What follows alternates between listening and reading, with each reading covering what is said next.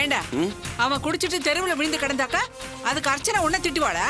ஆமாமா, நான் எவ்வளவோ சொல்லி பாக்குறேன். என்னமோ இவன் குடிச்சதுக்கு நான் தான் காரணம் என்ன லபோதிபன் கத்திக்கிட்டே இருக்காங்க. இப்படியேதாமா மத்தவங்க பண்ற தப்பெல்லாம் என் தலை மேல வந்து விழுது. நான் என்னமா பண்ணுவேன்? எப்படி இருந்தவன் எப்படி மாறிட்டான் பாத்தியாடா? 60,000 பொண்டாட்டிங்களோட வாழ்ந்த தசரதனுக்கு மகனா பிறந்தும் ஏகபத்தினி விரதனா வாழ்ந்த ராமன் மாதிரி ஒரு குடிகாரனுக்கு பிள்ளையா பிறந்தும் எவ்வளவு ஒழுக்கமாவும் யோகியமாவும் வளர்ந்திருக்கான் பாருன்னு உங்க பெரியப்பா அப்படியே நெஞ்ச நிமித்திட்டு பேசுவாரே. எல்லாம் அந்த பணம் காசு பண்ற வேலைமா.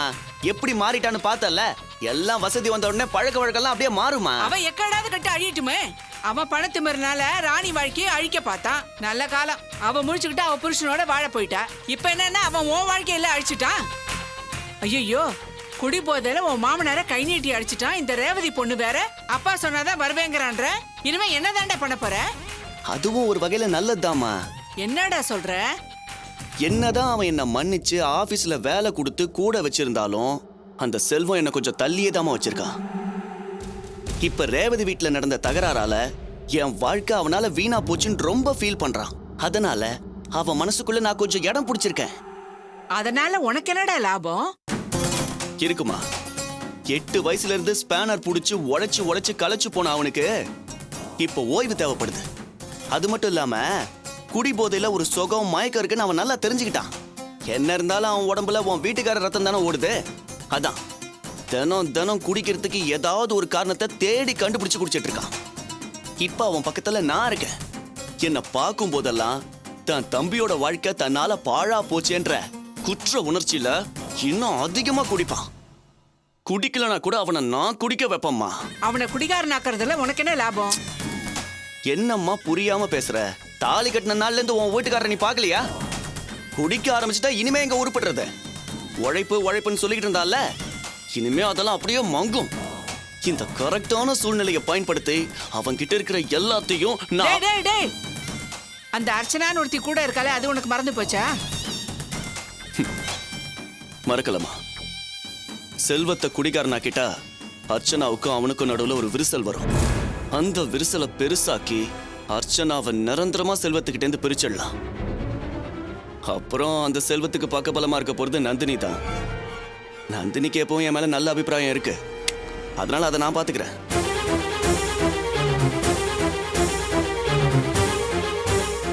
நீ சொல்றதெல்லாம் கேட்க நல்லா தான் இருக்கு. நடக்குமா? செல்வம் காணாம போய் செத்துட்டான்னு எல்லாரும் நம்பினப்பவே இந்த சொத்தெல்லாம் என் கைக்கு மாறி இருந்தா இந்நேரம் என் ரேஞ்சும் ஓ ரேஞ்சும் வேறமா. இந்த பாழா போன வீட்லயே உட்காந்துருப்போம். ஒரு காரு பங்களா ஏசின்னு எப்படி இருந்திருப்போம். அந்த அர்ச்சனா மாதிரியே பட்டு புடவை நகையெல்லாம் போட்டு நீ ஜொலிச்சிட்டு இருக்க மாட்ட?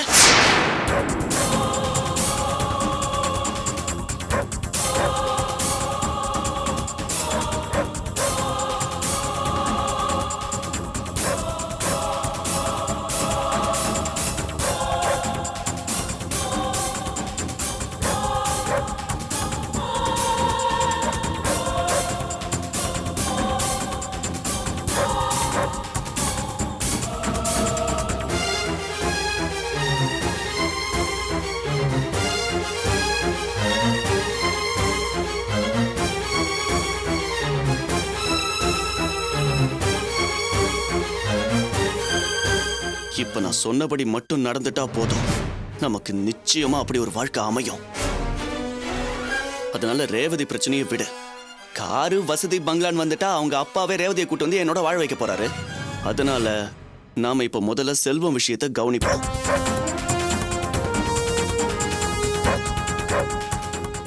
எப்படியோ நீ சொல்றதெல்லாம் நல்லபடியா நடந்தா எனக்கும் சந்தோஷம்தான். பார்த்து ஜாக்கிரதையா இரு, மாட்டிக்காத. என்ன என்னையா கடைய சாத்திட்டியா? கடையெல்லாம் சாத்தியாச்சு. இப்போ ஒன்னதான் சாத்த போறேன். எதுக்கு எவ்வளவு கோவம்? விஷயத்தை கேள்விப்பட்டதானே ரத்தமே கொதிச்சு போச்சுடி. எங்க அண்ணன் குலதெய்வம் உன் பேர்ல எழுதி வச்ச இந்த வீட்டை உனக்கு என்ன தைரியம் இருந்தா விக்கணும்னு திட்டம் போட்டுக்கிட்டு இருப்ப. எல்லாம் இவன் சொல்லி கொடுத்தானா? ஏற்கனவே இந்த வீட்டை விக்கணும்னு திட்டம் போட்டு வந்தானே இவன். நல்ல வேலை என் புள்ள செல்வம் இந்த வீட்டை காப்பாத்தி கொடுத்துட்டான். இல்லைன்னா 2 பேரும் சேர்ந்து வித்து தின்னு தீர்த்திருப்பீங்களே. நீ தான் மெச்சுக்கணும் உன் பிள்ளைய. என்னமோ பெருசா இந்த வீட்டை காப்பாத்தி கொடுத்துட்டான்னு பெருமை பீத்திக்கிற. இவன் புதுசா ஒரு தொழில் ஆரம்பிக்க இந்த வீட்டை வித்து பணம் வாங்கலாம்னு நினைச்சோம். அதுல மண்ணாளி போட்டானே உன் புள்ள. இவன் நல்லா வந்துடக்கூடாதுங்கிற எண்ணத்துலதான் உன் புள்ள இப்படி எல்லாம் பண்ணிட்டு இருக்கான். அனாவசியமா என் புள்ள செல்வத்தை பத்தி ஒன்னும் தப்பா பேசாத. உன் நாக்கு அழுகிட. ஆமா, உன் புள்ள பண்ண காரியத்தினால இப்ப வாசுவோட வாழ்க்கையை வீணா போயிடுச்சு. அது தெரியுமா உனக்கு? வாசுவ ரேவதி கூட சேர்த்து வைக்கிறேன்னு குடிச்சுட்டு போதையில போய் உன் மாமனார அடிச்சிருக்கான். என்னடி சொல்ற? ஆமாப்பா, அண்ணன் போதையில இருந்தாரு. என்ன ரேவதி வீட்டுக்கு கூட்டு போன்னு சொன்னாரு. நான் வேணான்னு தான் சொன்னேன். நல்ல நிலைமையில போய் பேசிக்கலாம்னு சொல்லியும் கூட கேட்காம போதையில போய் ரேவதியோட அப்பா கிட்ட சண்டை போட்டு அவரை அடிச்சிட்டாருப்பா.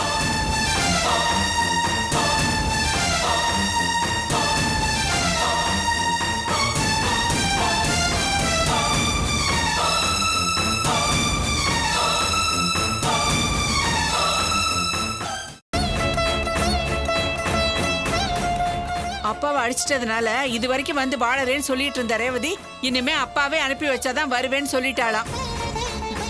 என் பையனோட தொழிலையும் கெடுத்து வாழ்க்கையும் கெடுத்து வச்சுட்டானே உன் புள்ள.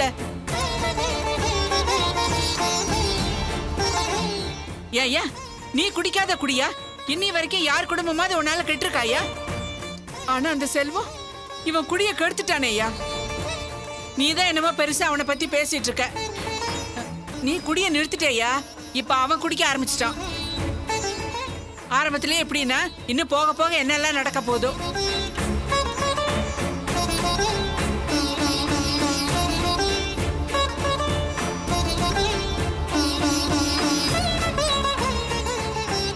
இந்த பைய குடிச்சிட்டு இப்படி போய் கலாட்டா பண்ண ஆரம்பிச்சிட்டானே. ஐயோ கடவுளே, என் புள்ள செல்வத்தை எப்படியாவது காப்பாத்து.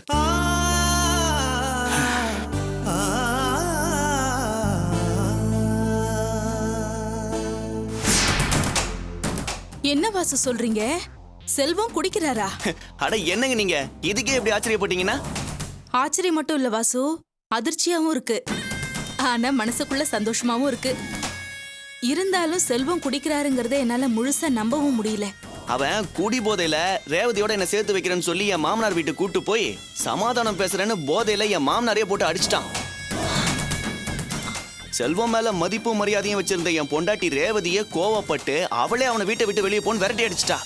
அது மட்டும் இல்லாம என் அப்பாவே மனசு மாறி உன் புருஷன் கூட வாழ போன்னு அனுப்பி வச்சாதான் என் கூட வாழ்வேன்னு உறுதியா சொல்லிட்டா. மொத்தத்துல அவன் குடிபோதையில வந்து என் குடியே கெடுத்துட்டான். செல்வமா இப்படி எல்லாம் நடந்துக்கிறாரு? என்னால நம்பவே முடியல வாசு. என்னாச்சு அவருக்கு? ஏன் இப்படி மாறினாரு? ஏங்க, எல்லாத்துக்கும் காரணம் அந்த பணம் தாங்க. அந்த பணம் சேர்ந்ததும் வசதி வாய்ப்பெல்லாம் வந்ததும் அவன் பழக்க வழக்கெல்லாம் அப்படியே மாறிடுச்சு. அந்த செல்வத்தால உங்க குடும்ப வாழ்க்கையும் வீணா போயிடுச்சு வாசு. ஏற்கனவே அவரால ராணியோட வாழ்க்கையே பாழா போக இருந்தது. நல்ல வேளை ராணி உஷாராயி அவ புருஷனோட வாழ போயிட்டா. ஆனா நீங்க எப்படி ரேவதியோட ஒண்ணு சேர போறீங்க? ஏங்க, அதெல்லாம் ஒண்ணும் பெரிய பிரச்சனை இல்லைங்க. செல்வம் பண்ண கூத்துல ரேவதிக்கும் அவங்க அப்பாவுக்கும் என் மேல இருந்த கோவம் குறைஞ்சு இப்ப செல்வத்து மேலதான் கோவம் அதிகமா இருக்கும். நான் எப்படி ரேவதியை சமாதானப்படுத்திடுவேன்? செல்வம் தன்னாலதான் என்னால ரேவதியோட சேர்ந்து வாழ முடியலங்கிற துக்கத்துல இப்ப என்கிட்ட முன்ன விட ரொம்ப நல்லாவே பழகுறான். சரி, அதனால உங்களுக்கு என்ன லாபம்? என்ன லாபமா? செல்வத்தோட மொத்த சொத்துக்கு இப்ப நான் தான் ஆட்டையை போட்டுட்டு இருக்கேன். அதுக்குதான் நானும் எங்க அம்மாவும் கரெக்டா பிளான் பண்ணிட்டு இருக்கோம். என்ன சொல்றீங்க வாசு? நீங்க சொல்றது ஒண்ணுமே எனக்கு புரியலையே. சொல்றேன். இப்பெல்லாம் ஏதோ ஒரு காரணத்தை வச்சுக்கிட்டு செல்வம் தினம் தினம் குடிக்க ஆரம்பிச்சிட்டான். போற போக பார்த்தா ஆரம்பத்துல எங்க அப்பா குடிச்சிட்டு இருந்த மாதிரியே அவனு குடிக்க அடிமையாயிடுவான் போல இருக்கு. அவன் அப்படி அடிமையானா நான் அவன் கூடவே இருந்து அவனை எனக்கு அடிமையாக்கிடுவேன். அதனால நான் அவன் பொண்டாட்டி அர்ச்சனாவை அவன் கிட்ட இருந்து நிரந்தரமா பிரிச்சிடுவேன். அப்புறம் மொத்த சொத்தையும் என் பேருக்கு எழுதி வாங்கிக்கிட்டு அர்ச்சனா கார்ஸ்க்கு நான் ஓனரா உட்கார போறேன். அப்ப மிஸ் ஆனது இந்த வாட்டி மிஸ் ஆகாம நடக்கணும். அதுக்கு நீங்க கொஞ்சம் உதவி பண்ணணும். அதுக்காக தான் உங்களுக்கு ஃபோன் பண்ணேன். ரொம்ப சந்தோஷம் வாசு. அர்ச்சனா கார்ஸுக்கு நீங்க ஓனர் ஆகணும்னு முதல்ல ஆசைப்பட்டது நானும் எங்க அம்மாவும் தான். அதனால இந்த விஷயத்துல உங்களுக்கு என்ன உதவி வேணாலும் நாங்க செய்யறதுக்கு தயாரா இருக்கோம். அது போதுங்க. நான் போனை வைக்கிறேன். Okay Vasu, good night. Archana Selvam வாழ்க்கையில எப்படி பிரச்சனையை உண்டாக்குறதுன்னு யோசிச்சுக்கிட்டே இருந்தேன். பிரச்சனை தட்கல் முறையில டிக்கெட் எடுத்துட்டு வந்து வாசல்ல நிக்குது. இத வச்சே ஆரம்பிக்கிறேன் பாரு.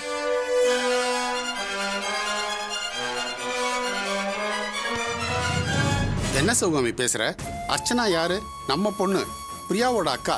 கூட பிறந்தவளுடைய 16வது நாள் காரியத்துக்கு மாப்பிள்ளையும் அர்ச்சனாவையும் வரவேணான்னு சொல்றது கொஞ்சம் கூட நல்லா இல்லை.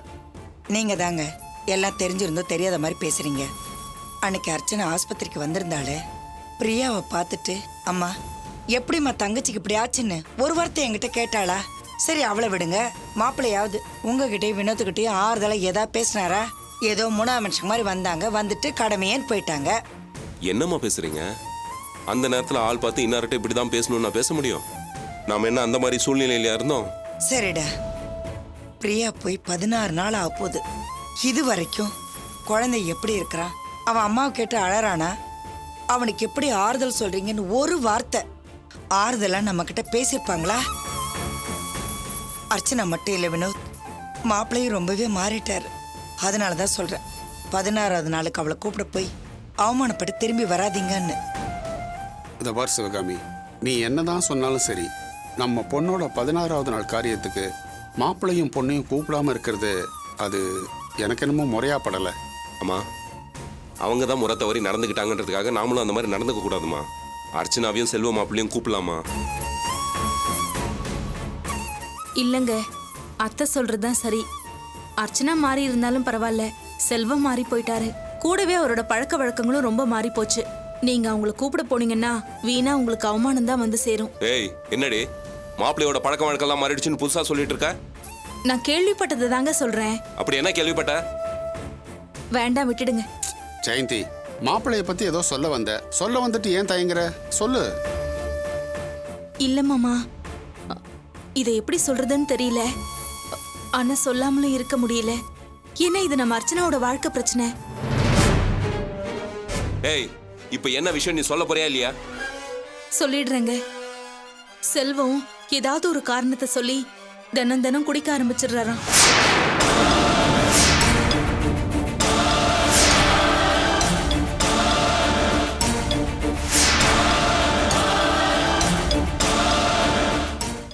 ஏய், யார பார்த்து குடிக்கிறான்னு சொல்லுங்க.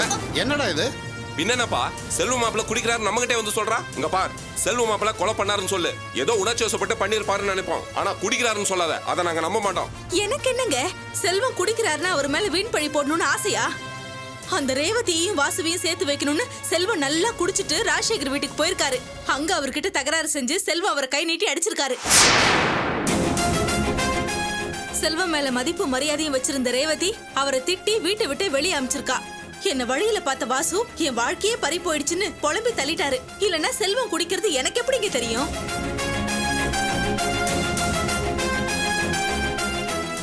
டேய் வினோத், என்னடா இதெல்லாம்? மாப்பிள்ளை குடிக்கிறாரா? என்னால இதை நம்ப முடியலையேடா. என்னாலே நம்ப முடியலப்பா. நாளைக்கு காலையில நேர்ல போய் காரியத்துக்கு கூப்பிடுவோம்ல, அப்ப இதை பத்தி விசாரிப்போம்.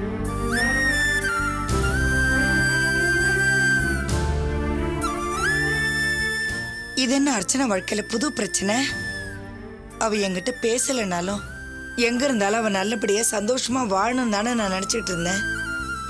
பணம் காசு வசதி வாய்ப்பு வந்தா மனுஷங்க இப்படியெல்லாம் மாறிடுவாங்களா? ஐயோ கடவுளே, அவ வாழ்க்கையில எந்த பிரச்சனையும் வராம சந்தோஷமா வாழணும் ஆண்டவா.